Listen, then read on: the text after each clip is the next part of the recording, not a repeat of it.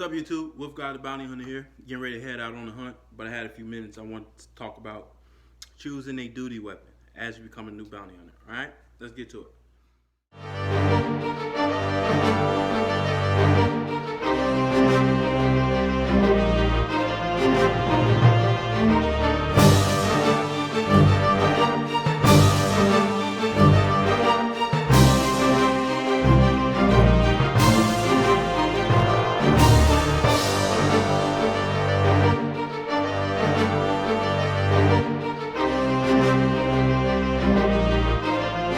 So, as you become a new bounty hunter, or as you're getting ready to get your first case file, before you become a new bounty hunter, the first thing you need to have is a duty weapon. All right. Now, when I say duty weapon, I don't mean a 380 or a fucking 22 caliber or whatever you may carry as your EDC. My EDC is a Glock 43. Obviously, that cannot be used. Well, it can. You can do what you want, but to be efficient at this job or to be prepared at this job, you want you to have a duty weapon with also a good duty retention holster, okay? I could not find a duty holster for a Glock 43. You're not going to find a duty holster for a 38 or a 22 caliber handgun. You're not going to find a duty holster, all right? So, my duty gun choice is the SD9 VE Smith Wesson 9mm. Now, it was out of the Glock 17 and the Smith Wesson SD9. Those were my top two choices for a duty weapon. Okay, Glock 17 and this right here. Now, the reason why I went with this is because it has a slighter recoil than the Glock 17.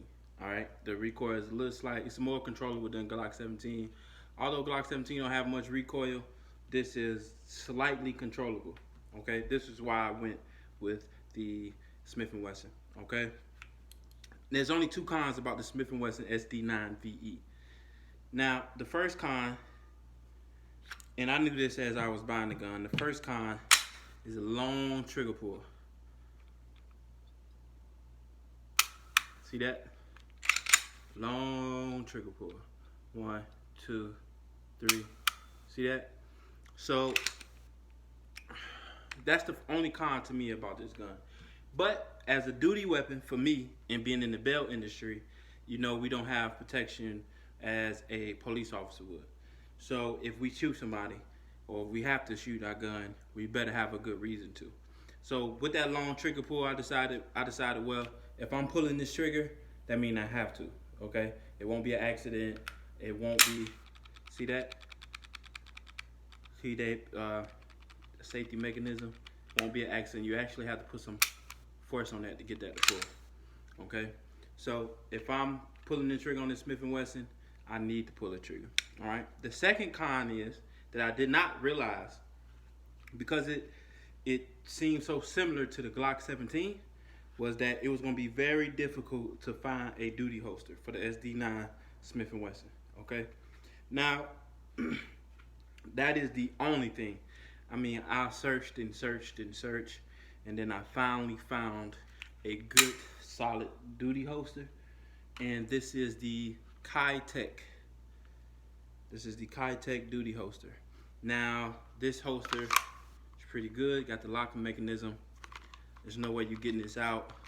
You need to make sure you have a duty holster, because I mean, if you get in a fight, you get into a struggle, I mean, this thing is not coming out unless you on that button. Okay, so another thing is, when you on with this holster, this Ki-Tech holster, come down, it comes right up.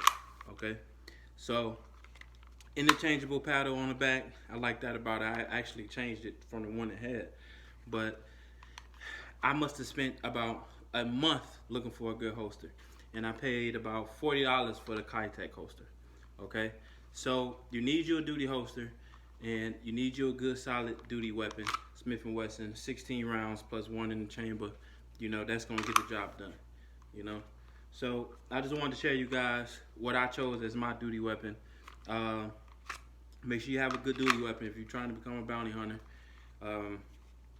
If you're gonna go with the Smith & Wesson, get this Ki-Tech holster as a duty holster.